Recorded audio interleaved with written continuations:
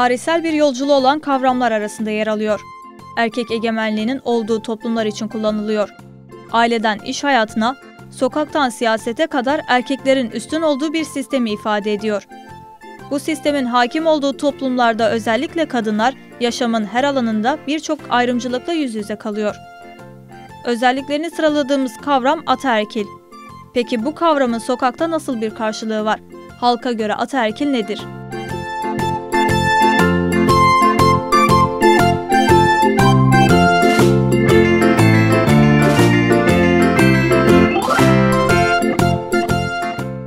Toplumların yerleşik hayata geçmesiyle birlikte erkeğin kendi gücünün farkına varmasıyla kadının ikinci plana düşmesi, erkeğin gücü eline almasıdır. Erkeklerin kadın ırkına göre kendini daha üstün görmesi, yani her şey onların dediği gibi olacak ya da ne bileyim anneden daha çok babanın sözünü geçmesi. Abla büyük olsa bile abi erkek olduğu için daha çok onun sözü geçer. O tarz bir şey. Ataerkil bence toplumda erkek egemenliğidir. Mesela günümüzdeki toplum yapısı ataerkil toplumudur. Yani bunu önüne gösterebilirim. Ataerkil Orta Doğu'da egemen erkek egemenlikli sistemin bir geleneğidir. Ataerkil erkek üstünlüğü erkek baskınlığı demek. Erkeğin kadın üzerinde hakimiyet kurması demek.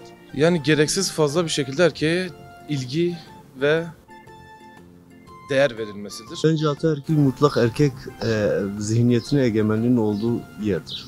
Ataerkil erkeklerin yönetiminde olan bir topluluk yönetimi. Bir erkeğin ırçın olması, sözünü geçirmesi, kendini bilmesi, yani lafı geçirmesi. Ataerkil bu kadar sağlam.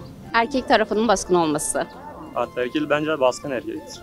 Bence ataerkil erkek egemenliğine dayanan toplumsal bir düzendir. Bana göre yani baskıcı insan, yani şiddet uygulayan bir insan, sözünü zorbalıkla geçiren bir insandır. Erk bir yönetim biçimidir. Yani yaşamı örgütleyen yapı anlamına karşılık geliyor. Ata da biraz erkekliğe referans veren bir kavram, bir kelime.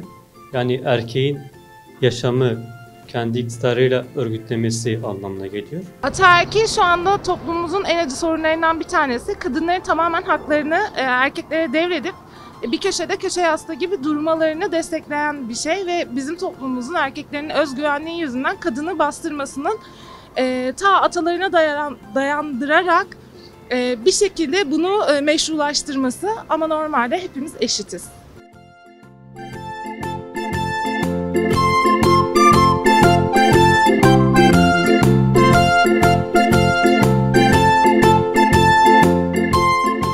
Ataerkil nedir sorusuna verilen cevaplar böyleydi. Halkın büyük bölümü bu kavramı erkek egemenliği şeklinde niteledi. Şimdi de gelin hep birlikte ataerkil kavramının temel tanımına bir göz atalım.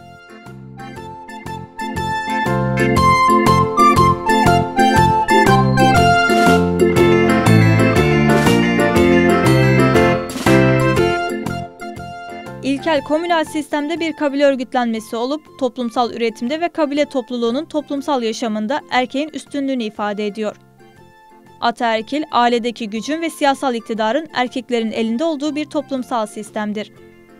Bu sistemin temelini erkek egemen fikri oluşturur. Toplumun kültürü, inancı, adaletleri ve daha birçok olgu erkek üstünlüğünün etkisiyle belirlenir. Bu özelliklerinden dolayı ataerkil toplumlarda kadınlar birçok hak gaspına maruz kalıyor. Özetle ataerkil toplumlarda yaşamın her alanında erkek egemenliği vardır ve kadınlar ikinci plandadır.